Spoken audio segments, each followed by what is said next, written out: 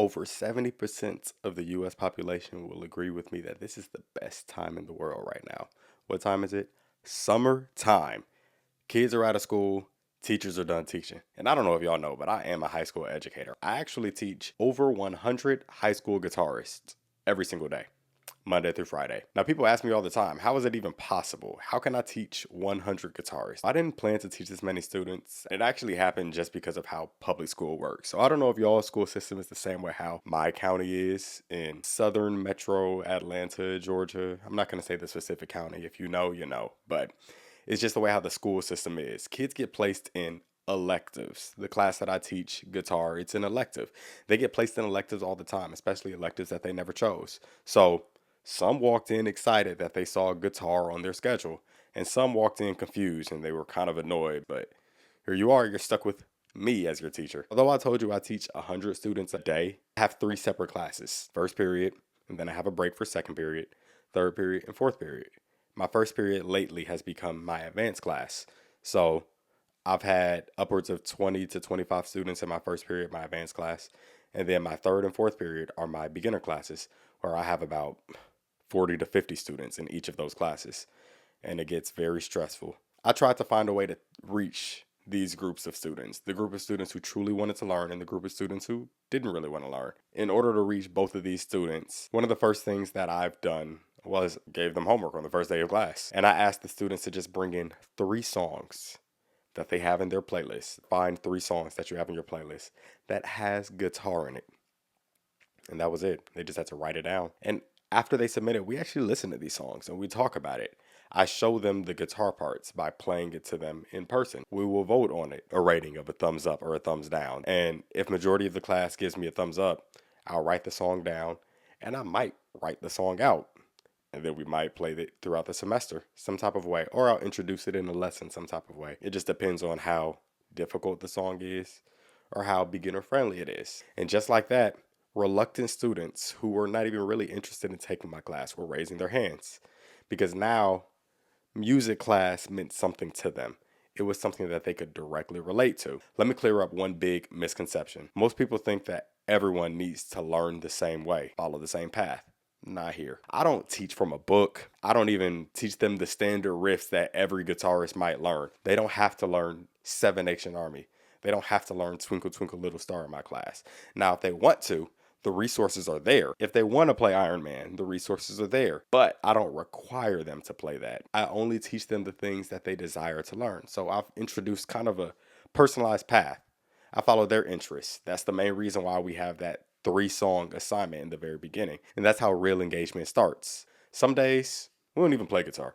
Some days we just walk in there and we might just talk about life, because sometimes these students are really just looking for a mentor, or as my school likes to call it, a caring adult in the building. And when we don't play guitar, I'll tell them my life stories.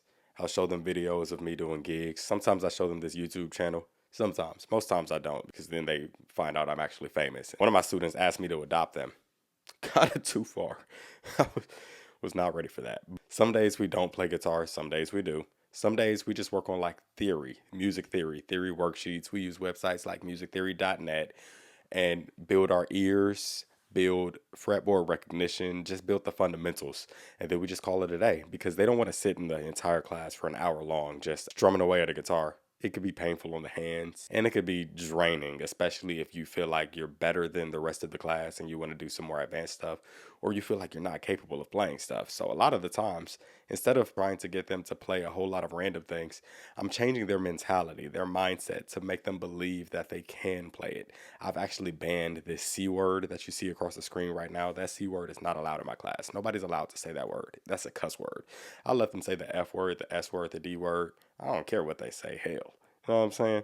But as soon as they say that C word, I kind of go like crazy, because that word is powerful. The power of the tongue is real. So I don't allow them to say that or believe that there's something in this world that they are unable to do. A lot of people, whenever they're learning guitar, usually they just learn the song exactly how it's written, and they like to learn the guitar solos. That's what most beginner guitarists like to do. If that's you, I just called you out. I know. But that's not all that there is to guitar. So we break the class into different roles. We can actually become a guitar ensemble, or a guitar choir, if you will. Some of my students will play the bass line, while some students will play the chords, while some students will play the melodies, the part of the song where the vocalist would actually sing. They'll just take that and we'll convert it to guitar, so you'll just be playing a melody. Even students that aren't able to play full chords, yes, they're still able to participate. Chords are 3 notes or 2 notes, or anything that's harmonized, 2 notes or more, if you will. So I'll have a certain group of people playing the top note, a certain group of people playing the middle note, a certain group of people playing the bottom note. And if they play it at the same time, you got a chord right there. I want to say the most amount of students that we've ever performed with is about 56, 60 students on stage at one time. But even with that many students, they're all adding to advance the ensemble. But one of my biggest challenges with that is giving feedback to every single student. And it's hard to listen to that many students at a time. So sometimes I like to do playing tests where one student will come up at a time and they'll play a specific thing that I'm trying to test their skill on. And some of them are able to do it. Some of them didn't practice a lick of spit, like they don't know what they're doing. But lately I've been weaving away from playing tests and I've been doing recording assignments instead. The recording assignments will allow them to submit it at their own pace, their best take, and they don't have to feel the pressure of doing it in front of the class or in front of me. And I can actually write down digital feedback, and if I need to refer back to them, I can see what it is. Now if we're playing live and I need to get feedback, one thing that I like to do is break up the class by different sections or different zones, if you will. Zone 1, zone 2, zone 3, zone 4. Sometimes I'll focus on just zone 1 to play a certain thing. Like if we're tuning, I'll be like, somebody's out of tune in zone 3. Zone 3, let me hear it. Zone 4, let me hear it. Okay, everybody play it together.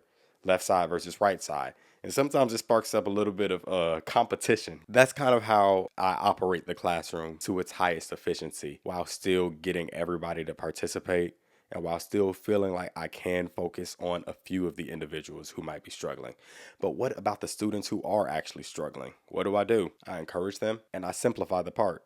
So instead of them playing a full busy bass line, I might just simplify it into just quarter notes. As long as you stay on beat, you move your finger in time, you good. You don't have to use all 4 fingers. You don't have to actually shred. As long as you're putting forth the effort, you will pass my class and you will technically grow at playing the instrument. And I use technology to my advantage. Soundslice. Soundslice blends notation, video, tablature, sheet music, all of it into one space.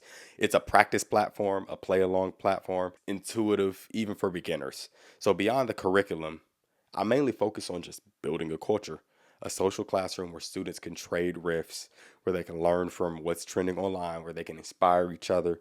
And I kind of sneak in a little bit of theory and building blocks into the songs that they already love.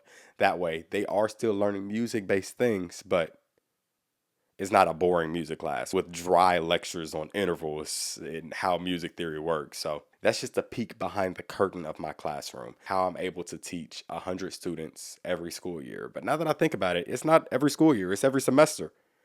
So in reality, I teach 200 guitarists every year. I teach 100 in the spring. We got summer off, so I'm enjoying my summer break. And then I got 100 more in the fall. A lot of times they're not returning students, so I have to start over every semester. But we make it happen. And at first I thought it was just cool to be a guitar teacher. And even if they didn't want to learn, shoot, I could play my guitar every day. But now it's the students. Now I kind of value their journey, watching them light up when they actually get something down, seeing them perform at like pep rallies or like off campus. We performed at the University of Georgia. Even like the vision of what this could be. I'm envisioning them like riding a guitar float through a parade. Anything that can just give them something that most schools don't even offer. I think that's part of the reason why I truly love what I do. So if you want to see us build that kind of experience, I've linked a lot of resources and tools down below, as well as a donation link. So if you want to donate to my classroom or you just want more behind the scenes looks at real world music education, go ahead and hit the subscribe button, hit the notification bell. I might show you clips of my classroom, our performances. I might even show you a catalog that we were learning. What surprised you the most about this video? Drop a comment down below. But I'll catch you in the next video. Peace.